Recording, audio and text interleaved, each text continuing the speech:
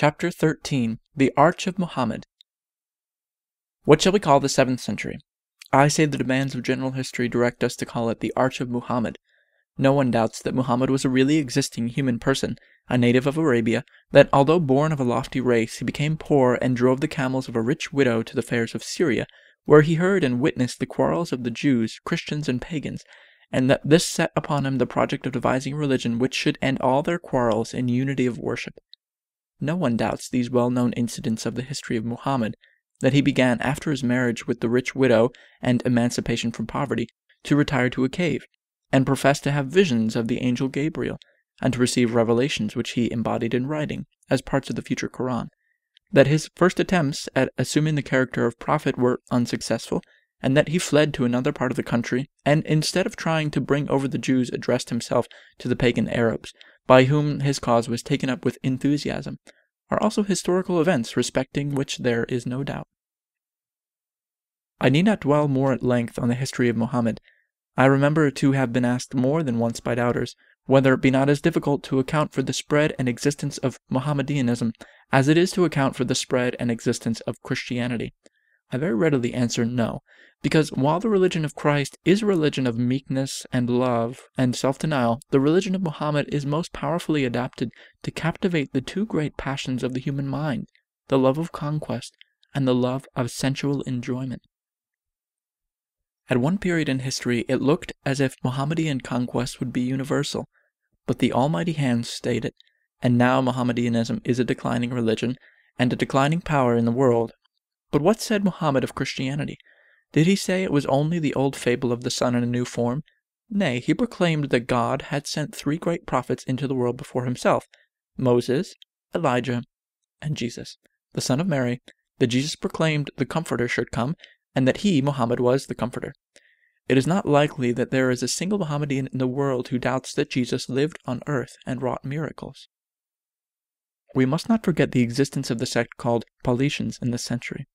Although charged with the old Oriental errors included in Manichaeanism, it is clear they were Pauline Christians, Christians who defended the purity of their views by appealing to the writings of St. Paul.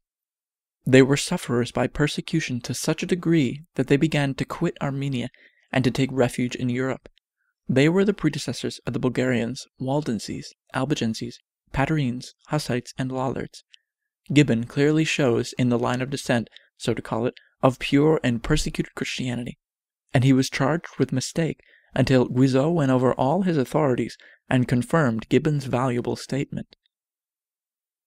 Following my own bent for connecting our chief inquiry as much as possible with our dear old England, I would have preferred to call this 7th century the Arch of Venerable Bede. If you young men were to make some actual search for antiquarian proofs of the existence of the Christian religion, you could scarcely fail to do what I have done.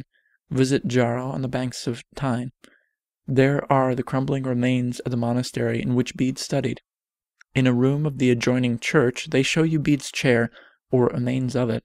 There is no reason to doubt that the chair was used by Bede, nor the tradition that he died a few moments after quitting it, having pronounced the last words of his translation of St. John's Gospel, and then having fallen on his knees and breathed out his soul in prayer. If afterward you were to visit the ancient castle of Durham, you might see what I have seen twice, a more remarkable curiosity than the chair of Bede. What is it, say you? A large coffin, hewed out of the bole of an oak, and standing on 4 oak wheels. That was the coffin of St. Cuthbert at one time, and also of Bede his teacher, for they dug up the body of Bede at Jarrow, and placed it beside the body of St. Cuthbert, and their custom was, in those dark ages, as they are justly called, to wheel that coffin about in the petty battles of the Heptarchy, with the belief that the sanctity of the persons to whom the bodies had belonged would bring them victory. Dark ages. Was the darkness really greater than in our age? Men thank God for victory now, and do not pretend to win it by any sanctity whatever, either of their own or other people's.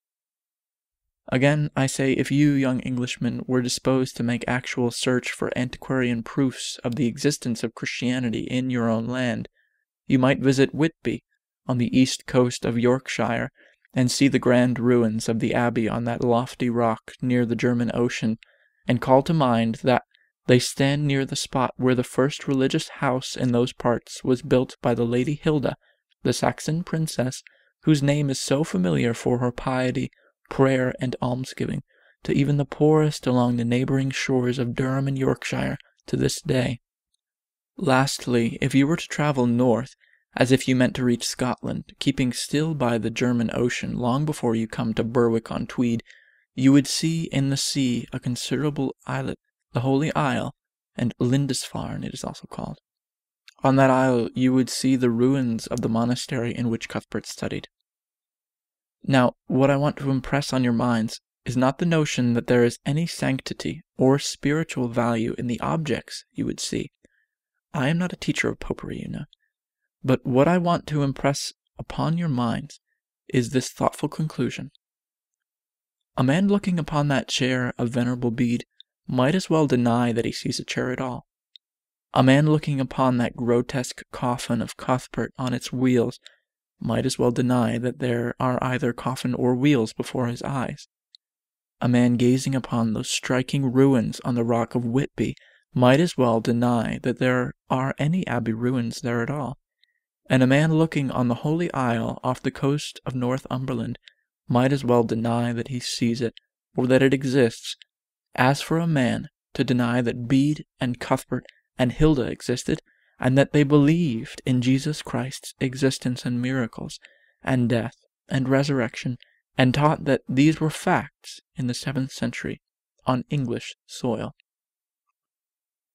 The lives of Bede and Cuthbert and Hilda are a part of the history and existence of the soil.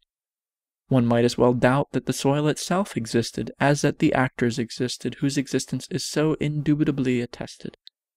The body of Cuthbert in its leaden coffin was dug up and reinterred but a few years ago. The mind of Bede exists in the church history and other works that remain, and the spirit of Hilda exists in the remembrance of her goodness. Where again, I ask, did the Christian religion come from? How came Bede and Cuthbert and Hilda, and thousands besides in our own land, and how came millions in other lands to be believing in the 7th century that Jesus of Nazareth lived on this earth, chose his 12 apostles, taught his great doctrines, performed his miracles, was crucified, and rose again from the dead? Are none of these facts? Are they no more than so many items in the new fable fashioned upon the old fable of the sun? Let us once more pursue our forward, or rather backward march, and see if we find the Christian religion in existence upon that arch of our bridge of history which stands before the Arch of Muhammad, or, as we would prefer to term it, the Arch of Venerable Bede.